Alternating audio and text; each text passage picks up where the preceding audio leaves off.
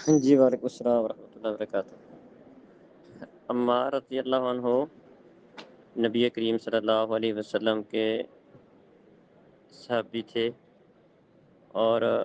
صحیح بخاری میں حدیث ہے، نبی کریم صلی اللہ علیہ وسلم جب مسجد نبی کی تعمیر کر رہے تھے تو اس موقع پر صحابہ ایک ایک اینٹ اٹھا رہے تھے، اور عمار رضی اللہ عنہ دو دو اینٹیں اٹھا رہے تھے۔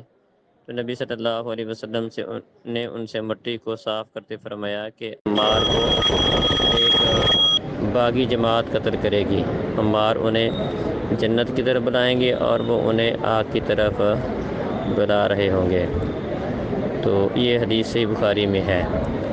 اور عمار رضی اللہ عنہ جنگ صفین کے اندر، جو کہ علی رضی اللہ عنہ اور معاویہ رضی اللہ عنہ کے درمیان جنگ ہوئی تھی، اس میں شہید ہوئے تھے،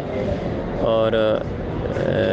عمار رضی اللہ عنہ علی رضی اللہ عنہ کے گروہ میں تھے۔ تو اس حدیث سے اس بات کا پتہ چلتا ہے کہ علی رضی اللہ عنہ کا گروہ زیادہ حق پر تھا۔ تو اور یہی مطلب ہے کہ عمار انہیں جنت کی طرف بلا رہے ہوں گے اور وہ انہیں آگ کی طرف، مطلب یہ ہے گویا کہ نبی کریم صلی اللہ علیہ وسلم نے اپنی امت کے ان دونوں گروہوں میں سے اس بات کی نشاندہی کی ہے کہ عمار جس گروہ میں ہوں گے وہ حق پر ہوگا، اور دوسرا گروہ اس کے برعکس ہوگا۔ تو لیکن اس سے بالکل یہ نتیجہ نکالنا کہ ایک مسلمان ہے اور ایک کافر ہے، یہ بات غلط ہے، بلکہ جنت کی طرف بلانا اور آگ کی طرف بلانا، یہ اس سے مقصد یہ ہے کہ ایک حق پر ہوگا اور ایک ناحق ہوگا۔ اور ایسا ممکن ہے کہ دو جماعتیں ہوں اور ان کی آپس میں لڑائی ہو، ایک حق پر ہو اور ایک ناحق ہو، تو یہ لازم نہیں ہوتا کہ جو ناحق ہے وہ کافر ہی ہو، بلکہ اللہ رب العزت قرآن میں فرماتے ہیں وَإِن طَائِفَتَانِ مِنَ الْمُؤْمِنِينَ اقْتَتَلَا،